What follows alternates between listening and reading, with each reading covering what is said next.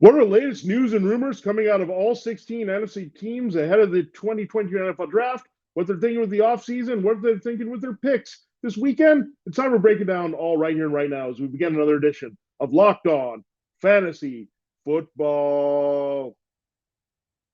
Are Locked On Fantasy, your daily NFL fantasy podcast. Part of the Locked On Podcast Network. Your team every day.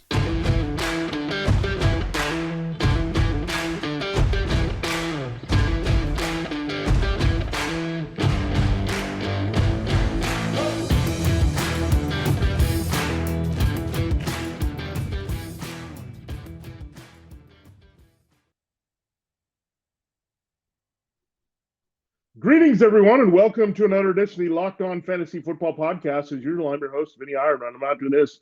I'm writing about NFL and fantasy football for sportingnews.com. Yesterday, we broke down the AFC latest news and rumors, and you know what teams are thinking potentially while they're on the clock during the 2022 NFL Draft, what they're feeling about their current roster, what veterans they still could be looking to acquire or move here. We're going to do the same with the NFC.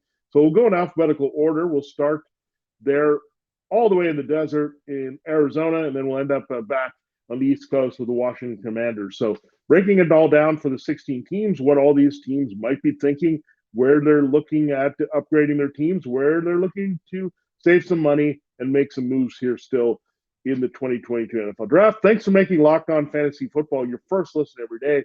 We are free and available for you on all platforms. All right, let's start with the Cardinals here, and this is a good place to start because the Kyler Murray rumors, they swirled a little bit. Was he unhappy? Does he want to go? Is he going to get the extension? Are the Cardinals entertaining thoughts of moving him or signing him? These are some things that have been on a holding pattern a little bit. They made an interesting move a couple weeks ago and bringing back A.J. Green. They said things were a little bit off between A.J. Green and Kyler Murray, so it's weird things that are coming out of Arizona. Is Kyler Murray the man here? What do the teammates think? Is he a guy that they can get in step with and play at a high level with as a receiver? You have two veterans there that helps, and DeAndre Hopkins and A.J. Green. You also have Zach Ertz returning at tight end as well as Max Williams. So some veterans there that can maybe bring along Kyler Murray a little bit. So I think you have to take these things with a grain of salt. Kyler Murray's looking to get paid at a high level. It's kind of the anti-Lamar Jackson where Murray wants to get signed and locked in right now at a high level, where Lamar wants to go out there and earn it to match his salary a little bit to what's going on in the open market. And the difference between Lamar and Kyler is that Lamar Jackson has a MVP in his books, and Kyler Murray still has to get to that level. And Kyler Murray's also coming off a disappointing performance against the Rams in the playoffs. So there's a lot to look at there. I don't think the Cardinals are going to be really seriously wanting to move Murray to anyone at this point. They want to work it out, try to support him a little bit better. So Cardinals might do in the draft is look for a little bit of help at wide receiver if the value plays out in the first round. But right now I think they're looking at a little bit of a punch and kind of a successor here to J.J. Watt. So Devontae White is the guy I had them taking the first round. I think corner is also a possibility for the Cardinals as they try to get better there. Edge rusher could also be in play here as they moved on from Chandler Jones. But Kyler Murray, I wouldn't think that he's on the move at all here for the Cardinals this offseason. And really, I think that deal will come. I think you just have to be patient here. And really, it would be ahead of schedule if that were the case. So if I'm Murray, I want to wait till next year and see where I'm at with my value because he could play the MVP level and then really cash in here with the Cardinals. We'd love that because if he's playing an MVP level, we know he's putting up big numbers and delivering in fantasy at a very high level, and he's already pretty good established QB1 for us. The Falcons do not have a QB1 in fantasy football. It is Marcus Mariota. Do they look at a quarterback there? They're sitting with the 8th overall pick. There's been rumors that they will like Malik Willis to bring along, and Marcus Mariota serving as the bridge here for Arthur Smith, having some familiarity from the Titans, and that's why they maybe got Mariota to bridge that gap a little bit to that franchise quarterback. Or could the Falcons be looking more Mariota's the bridge, and we're looking at a Bryce Young there or a C.J. Stroud as our franchise quarterback next year? So a lot of things to think about with the Falcons there, but it'd be shocking if they don't think about quarterback a little bit more in the first round, and teams could try to jump them also, including the Saints, who might say, hey, the Falcons are in our division. They also can look at the Panthers being a team that go after quarterback here, but Malik Willis seems to be the choice here if they're going to go with either Kenny Pickett or Malik Willis. I think it would be more Willis here for the Falcons with the local kind of connection there. Was at Auburn at one point. So regional type bias there. Liberty is not too far either there for Atlanta. So I think that would probably say Malik Willis is the guy, and he has some upside. And that's the thing, is that he's a high ceiling guy, may not be ready this year. And I would say with Mariota in place there, the Falcons can feel a little bit more comfortable about that. Tight end, they look pretty set with Kyle Pitts, but could use some help here with Hayden Hurst gone. So especially there, they have Olamide Zaccheaus in the mix as well, returning, but they did lose Russell Gage. Calvin Ridley's not going to be there. So wide receiver is also going to be a high priority. So I would be surprised if the Falcons really invest in offensive skill position players more than we think in this draft. I think they were tied to defense early. If the corner or safety help plays out well in the first round, they will go in that direction. But right now, do not sleep on the Falcons really moving around the draft board, maybe in trading down to get multiple assets there. And also, if they get a quarterback in the first round, maybe look at wide receiver in round 2 there. Christian Watson out of North Dakota State, so I have them taken there. So Falcons are definitely going to stock up a little bit there with wide receiver cupboard, rather bare, really, without Ridley. And who knows what the future of Ridley is with the team going forward as well. All right. We talked about quarterbacks. I think the Panthers are a hard team to read there. A couple spots ahead at number 6. They could look at either guy at quarterback in Kenny Pickett or Malik Willis. Looks like that is looking like the pick. Charles Cross, the value of the offensive tackle from Mississippi State, has kind of dropped a little bit. The Panthers are more locking into the quarterbacks as they're going supply and demand. This thing may not go down where Baker Mayfield is an option with Sam Darnold. They don't want to be locked into Sam Darnold. So quarterback definitely high on the radar for the Panthers, and that's going to be the biggest decision. Are they happy with the Mayfield Darnold type combination? Are they going to sit on Darnold, wait for next year, like I mentioned with Stroud and Young available in the draft? They're in a table position. Do they just go best player available? And doesn't matter if it's offensive tackle or another position, just go there. We look at corner as well. So there's a lot of things the Panthers could do, but I think quarterback is still where the lean is right now in the first round. The next team we'll talk about is Chicago Bears. They did invest a little bit in wide receiver. They brought in Byron Pringle. They invested a very little bit at wide receiver when they had Byron Pringle there as a compliment to Darnell Mooney. They moved on from Allen Robinson. So they also have David Moore, the former Raven. They also made a couple of interesting moves at tight ends. They look like they're going to move on from Jimmy Graham, and Graham's kind of slowly fading into the sunset here with his career as he's aged here. But Cole Kmet has some company there, and James O'Shaughnessy, our favorite Irish Jaguar, and Ryan Griffin from the Jets. So there's interesting things with their tight end core, but right now they need to upgrade. They just can't go with Darnell Mooney as Justin Fields' top weapon here. They got to get Kmet more involved. If they're going to commit to the 12 personnel a little bit more, maybe that's what they should do with O'Shaughnessy and Griffin in there and go there to help Fields. But it's not looking great with the skill position, to be honest. I think it's still going to be a run-heavy team with David Montgomery quite a bit.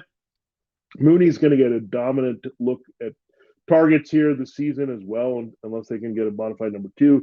I like a couple guys they can look at. John Mechie there of Alabama, someone they can look at. I also mentioned Christian Watson there for the Falcons. He might be in play for the Bears in the second round. So they need some help, folks, for Fields to really feel good about Fields, making that jump up to unquestioned starter and transitioning into QB1 viability for fantasy football. Last team we'll talk about is the Dallas Cowboys. There's concern about Michael Gallup, and knee injury could linger a little bit more if he's going to be ready there. They did invest in Michael Gallup and bring him back, so there was not that concern there. And you also brought in James Washington there, so a little bit of contingency plan. You lose Cedric Wilson and get a little bit of depth there with Malik Turner there, so both of those guys move on here. So where the Cowboys look pretty set. Dalton Schultz in the mix with the CeeDee Lamb. They look like they could see a lot of targets here if Gallup is slow out of the gate. He's more of a deep threat. Dak Prescott doing some throwing, trying to get locked in again with his receiver. So I expect a big year from Dak Prescott. Again, right now, Schultz really feels good as a tight end 1. CeeDee Lamb off the charts good as a wide receiver 1. And again, they'll probably get some help. I don't think they can look at James Washington there as their number 3 receiver here. So that's going to be a point of emphasis, as well as restoring that pass rush defensive line and that interior offensive line for the Cowboys in the draft. All right, we will break down 11 more teams when it's all said and done on the show here, and we'll get all the way to the Commanders. We'll get through a couple NFC North teams, really three of them in our next segment with the Lions, Packers, and Vikings. Oh my, we will do that in a moment. But I do have to tell you, once again, this episode has been brought to you by Athletic Greens, and specifically their signature product here, AG1. I started taking AG1 because I need a little bit of boost to my health here, and really it's got the job done. You just have it every morning along with your breakfast, you're good to go. You can have it any time of day. They have to-go packs there where you can put it in, mix it around, and you've got a boost in the middle of the afternoon when you're in that work lull. Athletic Greens just makes you feel good there in the form of AG1, and it's really going to take care of all the important things here in your body. 75 high-quality vitamins, minerals, whole food source, superfoods, probiotics, and adaptogens, all available for you with AG1. I incorporate it very easily into my day. Again, it's very simple. Just put the scoop in water. You're good to go. Mix it up, and AG1 is going to be right there for you. And it's going to help you with all the biggest things that you need as we get older: gut health, your nervous system, your immune system, your energy, recovery, focus, and aging, all the things that we're caring about a lot more as we get older. It's lifestyle friendly, whether you eat keto, paleo, vegan, dairy-free, or gluten-free. It's going to fit right in with what you want. AG1 contains less than 1 gram of sugar, so no GMOs, no nasty chemicals or artificial anything, while still tasting good. It's going to support your better sleep quality and recovery. It's going to support your mental clarity and alertness. It's the one thing with the best things. Athletic Greens use the best of the best products based on the latest science and with constant product iterations and third-party testing to go into AG1. Just check it out. Athletic Greens and AG1, they have more than 7,000 five-star reviews. It's recommended by professional athletes. They're trusted by leading health experts such as Tim Ferriss and Michael Gervais. So check it out.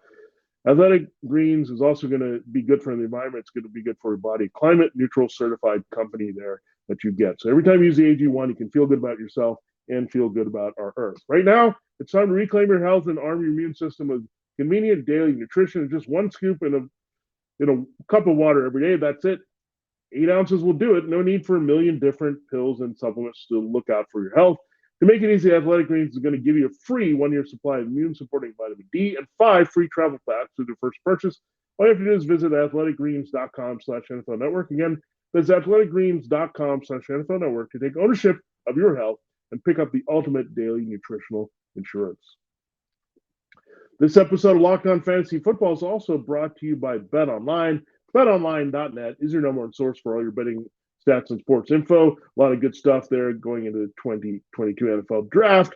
We got USFL action there for live football. We also have basketball in swing with the NBA playoffs. Major League Baseball season is here, and NHL playoffs are right around the corner. Find all the latest sports developments, league reviews, and news, including that NBA and MLB action and USFL and NHL. BetOnline is your continued source for all your sporting wagering information, from live betting to playoffs, esports, and more. Trust me, go use the website and you'll find it easy and fun to get into. Head to the website today, use a mobile device to learn more about the trends in action.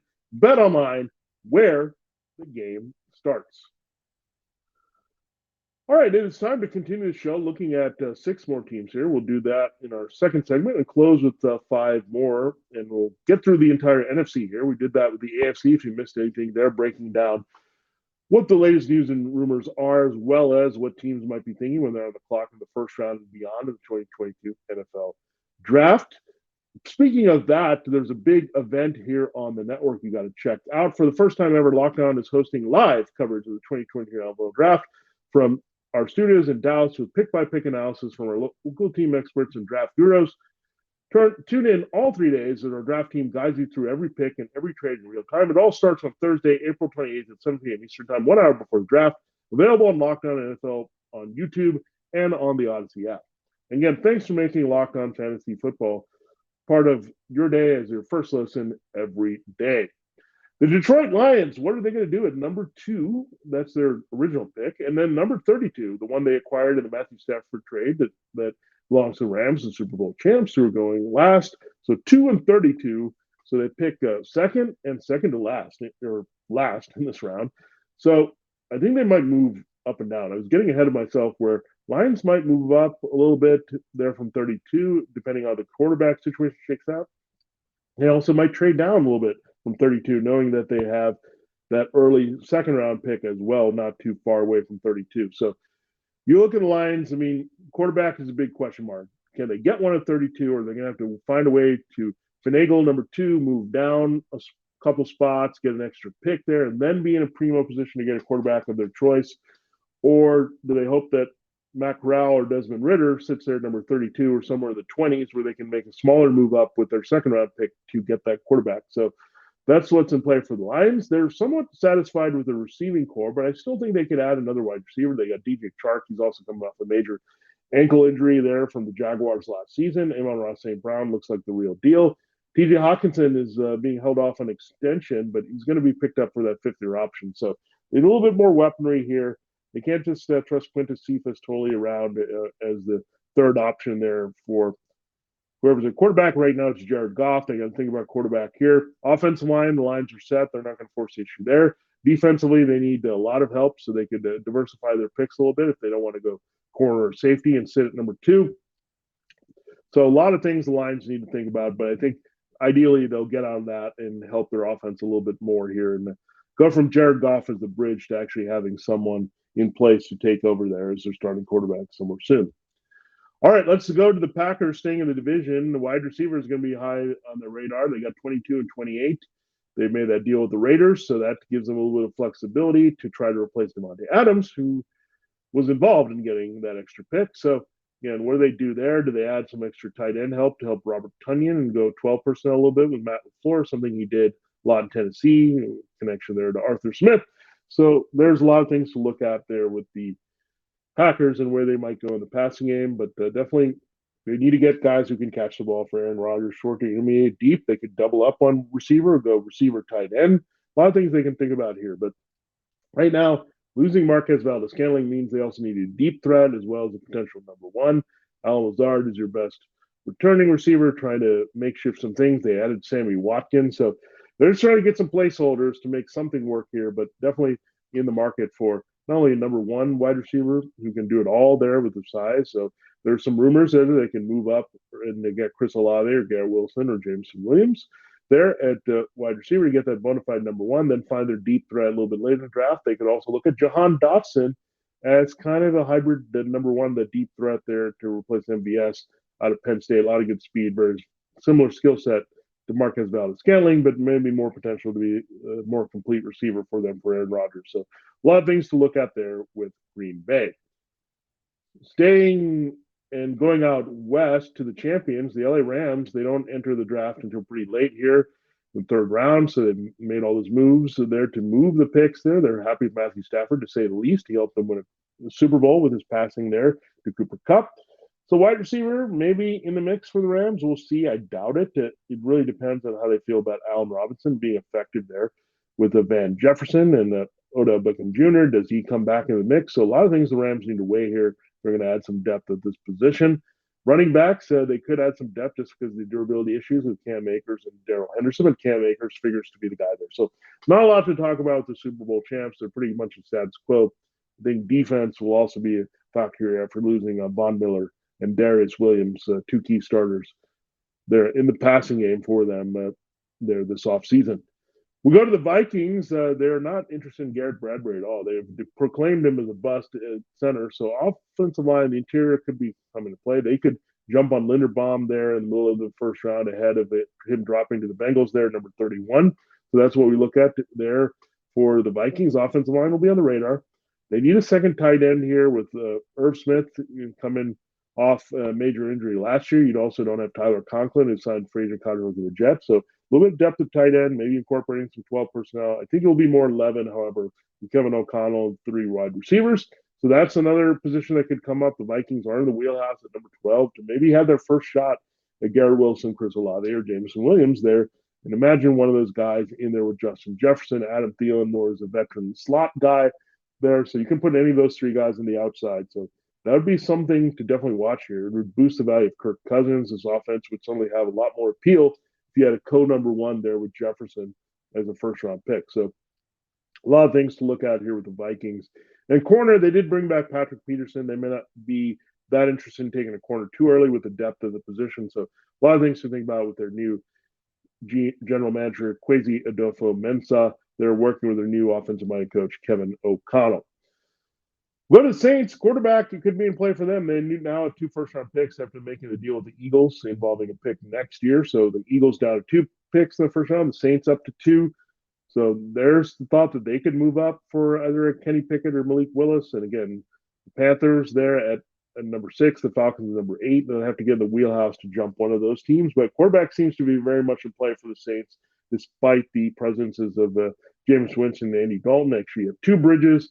Winston, you thought, was a little bit more than a bridge, but then they added Dalton to make you question how much they trust Winston coming off a major knee injury here. And Taysom Hill has been relegated to now backup tight end and a kind of a gadget player again here. So, the Saints should be in the market for quarterback. They can also look at wide receiver. Michael Thomas is coming back. It's not totally lost with Marcus Callaway and Traquan Smith, but that'll be an emphasis at some point. And don't forget about offensive tackle here.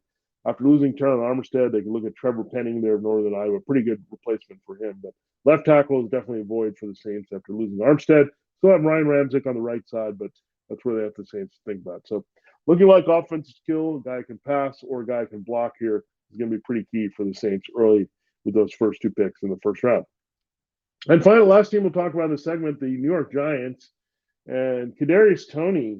There's already talk about moving their first-round pick from last year. Toney is a weird kid, and this was the risk they took. He was a big playmaker, big slot that they could put in, and this flash like he did in the Cowboys game when he got the opportunity, but he didn't stay on the field enough here for the Giants last year. He had the COVID-19 issues. They might be just growing tired of this kid a little bit if he's not falling in line here. He hasn't really proved anything there as a rookie there. So going into his second season, let's hope they can work out with Kadarius Toney, because this team is grossly short on weapons. They had to go get Jordan Akins along with Ricky Seals-Jones. They lost Evan Ingram. They're in free agency. You look at Sterling Shepard. He's getting up there in age. He's a guy that you can't trust to stay healthy. Kenny Galladay signing was a mess in the first year last year. So they had to move Toney. This is just going to be pretty ugly here for Daniel Jones here. So will the Giants make wide receiver a priority early, especially with 2 first-round picks? Offensive line's also concerned. Andrew Thomas should be on the mend here and pretty good to get a bookend for him, whether they put Thomas at left or right tackle. So a lot of things to think about for Brian Dable and new GM Joe Shane, but definitely the Giants are a little bit in transition and concerned offensively with just how much they can produce, especially with Toney, their first-round pick from last year, maybe wanting out of there, and maybe the Giants obliging with that move. All right, we still need to talk about 5 more teams from the NFC and their latest news and rumors going into the 2022 NFL Draft. I do have to tell you before that this episode is brought to you by Rock Auto and RockAuto.com. With the ever-increasing numbers of makes and models, it's now possible for you to go to your local chain auto parts store and see all the stock, all the parts that you need. Why? You can do often pointless or seemingly intimidating questioning and wait while the person behind the counter orders the parts on the computer, choosing only brand their warehouse happens to carry. You have computers with access to RockAuto.com at home and in your pocket. You can save time and money when using Rock Auto. Why choose spend 30, 50, even 100% more for the same auto parts from a chain store or car dealership? Rock Auto prices are reliably low for every customer. They have everything you can need: brake parts, tail lamps, motor oil, and even new carpet. Just check it out. I've had to look at really tough parts. I had to get a side mirror cover for my Ford C-Max Energy. They had that. I also had to find an interior console cover there for my Honda Accord, and they had that as well. So they're going to find things that you need, what year it is, what make, what model. They're going to take care of you there at rockauto.com. Go explore their easy-to-use website today to find the solution to your auto part needs. Go to rockauto.com right now and see all the parts available for your car or your truck. Right locked on there, how did you hear about this box? So they know that we sent you. Amazing selection, reliably low prices. All the parts your car will ever need. Find them at rockauto.com. All right, it is time to close the show. Looking at 5 more teams, we'll go with the Philadelphia Eagles, close in the same division of Washington Commanders, 2 teams from the NFC West and 1 from the South in between. Let's go with the Eagles here. So wide receivers definitely been on the radar with Dallas Goedert at 1 tight end. They're looking at moving J.J. Arcega-Whiteside to tight end, so that's happening. Jalen Reagor, they're disappointed in at that slot. They're looking at someone that can complement Devonta Smith, maybe some speed on the outside. Drake London comes into play for them. Traylon Burks there of Arkansas. Also consideration for the Eagles. Do they get a field stretcher the way that Jalen Reagor was not, and go after Jahan Dotson. So the Eagles have some potential. I think maybe a little bit early in the first half of the first round to go in that direction at wide receiver, but they can't be ruled out if Olave or Wilson or Williams falls a little bit. I would not be surprised the Eagles jumped on a player. They could also use an active linebacker here. Lost to Alex Singleton, pretty weak on the second level. Hassan Reddick is more of a edge rusher. They picked him up, the Temple product. They're in free agency from the Panthers. So again, defense should be the order of the day here. The Eagles seem pretty adamant that they're sticking with Jalen Hurts at quarterback. We'll have to see that. We'll only know that for sure if they don't make a move and finagle to take a quarterback early in this draft with one of those two first rounders. And running back, Miles Sanders, been a holding pattern. We haven't heard too much about how much they're committed to Miles Sanders here in this offense going forward. They did bring back Boston Scott with Kenneth Gainwell, moved on from Jordan Howard. So I think they'll be in the market for a power back. A couple guys you could look at, Isaiah Spiller of Texas A&M. Again, these are day 2 type options, and maybe spilling into day 3 with Brian Robinson of Alabama. All right, the next team up is the 49ers. It's all been about Deebo Samuel, and I think the 49ers really want to trade Deebo Samuel. The Deebo, I don't know if he really wants to be traded, but he's been doing weird things like not following the team on Instagram and social media posts. So Deebo just trying to get paid right here. So the funny thing is he doesn't want to be in that hybrid role as much. It wears him down, but that also is going to help him break the bank here, closer to the highest wide receiver salaries in the NFL. So that's what the 49ers are navigating through. Can they make it work with Deebo? Can they piece to in a draft? Is there going to be someone who just makes an extremely aggressive offer in the way that teams pitched the Packers for Adams and the Chiefs for Hill, and just say, we're going to pay him a lot. We're going to give you things you cannot refuse here. So the 49ers at least have to be listening to see what they can get out there. Jets have been rumored quite a bit here. Dolphins, I think it's too much, especially a little bit of redundancy with his skill set, with the versatility of Hill and Waddle. And again, the Dolphins are not going to make another blockbuster trade for the offensive-minded head coach there from San Francisco, Mike McDaniel, but the Jets do have the offensive coordinator from San Francisco as well, and Michael Floor. So that's why I look at Deebo. We put in Deebo, the hybrid running back, wide receiver. I think his role as a running back will probably be scaled down regardless, as the 49ers have a little bit more confidence now with Elijah Mitchell going into year 2. So if he stays there, there's that. But he goes to a team like the Jets. Think about it, with Corey Davis, Elijah Moore, that could be a scary offense to really lift Zach Wilson here. And the Colts, again, good pick for the Colts if they can trade him. And we know the Colts and 49ers have been good trade partners. We've seen the deal there go down for DeForest Buckner. The Colts have been happy about that. So maybe the Colts can do a little bit more shopping, get Deebo in the mix with Michael Pittman Jr. But however you look at it, Deebo is the borderline wide receiver one we're looking at with his usage and playing just overall talent. And so we'll see how the drama plays out. I don't think he's going anywhere. At quarterback, it still looks like there's a potential Jimmy Garoppolo could start over Trey Lance, especially if there are no takers for Jimmy Garoppolo. The other concern there is a shoulder injury. How recovered it will be there. But right now, I would bet on Trey Lance being the week 1 starter for the 49ers. The next guy that we look at on this list is from the Seahawks, and he's on the list of movement at wide receiver. We talked about A.J. Brown there with our AFC News and Rumors. DK Metcalf also looking for a new deal. The Seahawks have been listening to some offers for him without Russell Wilson. Are they in full rebuild mode and going to take some picks here back for DK Metcalf? We'll have to see that. I think that could still go down during the draft. Where do they stand at quarterback? Are they going to just simply go Drew Lock and hope that he can recover and do well in their offense and look till next year? We mentioned it. A lot of teams maybe tabling it when Bryce Young of Alabama, C.J. Stroud, Ohio State are available next year to look there, or do they just pull the trigger on Malik Willis with the pick that they got in the Russell Wilson trade for the Broncos and keep DK Metcalf intact with Tyler Lockett, maybe upgrade the weapons a little bit, a wide receiver. So to QB or not to QB is the question for many teams, but the Seahawks is definitely on the list of those teams doing it. And DK Metcalf, what happens with him might indicate where they're going. If they're going full rebuild mode, move from Metcalf, maybe get some assets for 2023, then you're thinking they're tabling quarterback and just taking their lumps this year. But again, we'll have to see what they do here with this pick. I still think they can be competitive. Their defense needs a lot of work, but offensively, they can compete here with some of their skill position players. That includes Rashad Penny. They brought him back. They initially did not pick up his 5th-year option, but then they needed him to play with Chris Carson hurting, and then Penny took over, had a dominant stretch, won some fantasy football leagues off the waiver wire. So he's back in the mix. They're not sure about Chris Carson's health going forward. That's been always the issue with Chris Carson. Undrafted guy, a lot of just durability issues throughout his career with the Seahawks, and it could open things up here for Rashad Penny to still have a key role and a lot of touches here for Pete Carroll in 2022. At Tampa, they're looking at what they should have running back. They brought back Leonard Fournette and Giovanni Bernard, moved on from Ronald Jones. We know he signed with the Chiefs. They could be in the market for one more back in that Jones vein. Maybe power back we mentioned is Isaiah Spiller, maybe a bit of reach, but Brian Robinson of Alabama would fit that bill to replace Jones, someone who doesn't offer much in the passing game but can still be a hard runner.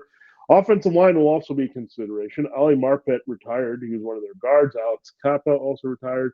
Ryan Jensen's coming back, but he's getting older at center. So interior offensive line could be an option here for the Buccaneers at some point.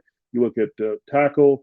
They're okay with Donovan Smith and Tristan Wirfs. So interior offensive line, I still think, could be in play here for the Buccaneers. And wide receiver, potentially. They did invest quite a bit. They have a lot of bodies here. John Darden.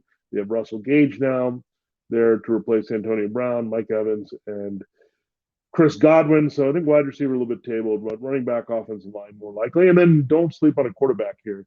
If they don't get one of these veterans here, Baker or Jimmy Garoppolo doesn't get ended up trading to them to be Tom Brady's successor there in 2023, then they're definitely going to be in the market for a quarterback. Knowing that right now, Kyle Trask, their second-round pick from last year out of Florida, is the best option should Brady hang it up. And finally, we go to the Washington Commanders. They've been rumored a lot to taking Kyle Hamilton, the safety of Notre Dame there. So Kyle Hamilton dropping 11, a little bit concerned maybe that his size and athleticism doesn't give him a true position, whether it's safety or linebacker here for a team. So that might have caused him to slip. Makes a lot of sense. There was a Hamilton that was with Washington. So Kyle Hamilton and Washington just sounds right here. But I don't know if he's going to last because the Jets picked one pick before. Another position that has to be on the radar very strongly for the Commanders is a true number one wide receiver. Now, I don't know if those guys will kind of fall right into place here because, again, number 11, just like the Vikings we talked to number 12, they could have a pick here between Chris Olave, Garrett Wilson, and Jameson Williams. Why we keep talking about them? Because, again, these are the receivers that I think are the game changers. There's a lot of other good receivers. We mentioned Drake London and Treylon Burks and John Dawson. But in terms of number one type guys with the talent in this draft, I think that's where you have to go. So the Commanders will think about Olave, Wilson, and Williams there. One last reference to those guys. They also have to think about tight end. I don't think not too early. Logan Thomas still recovering from his ACL. They also need some depth there if they want to use some 12 personnel to help Carson Wentz, which is effective at one point with Zach Ertz and Dallas Goedert for him in Philadelphia. We saw some of that last year with Moe Cox and Jack Doyle. So tight end will definitely be a little bit of a market for the Commanders as well as wide receiver if it's not safety in the first round. And you can't rule out quarterback. Some people are providing mixed messages what they feel about Carson Wentz. Is he more of a bridge? I'd say the investment calls for him to be more of a one-year solution, but we thought that was the case for the Colts last year. So if the price is right at quarterback in terms of the draft pick value, they're going to go after that player at some point for sure in Indianapolis. All right, there you have it. There's a look at now your NFC latest news and rumors there. Again, check out the AFC if you missed that. Thanks for making Locked On Fantasy Football your first listen every day. Now we'll do some more draft talk. We'll count down, look at what's coming up, mock draft, and go in that direction with the top 32. What's going to happen there? We'll do that for you there over the next two shows and really break it down pick by pick, what we think is going to happen. We talked about the teams and what they could do. Now we're going to talk about the picks and how it could break down by scenario. Now make your second listen Locked On NFL Draft. Speaking of the draft, Ryan Tracy and former NFL quarterback Eric Crocker bring the NFL draft to life every day with inside analysis on college football prospects and NFL front offices. It's free and available wherever you get your podcasts. For Locked On Fantasy Football, this has been Vinnie Iyer. Have a great day, and we'll see you tomorrow with some more NFL draft talk leading into Thursday's big night.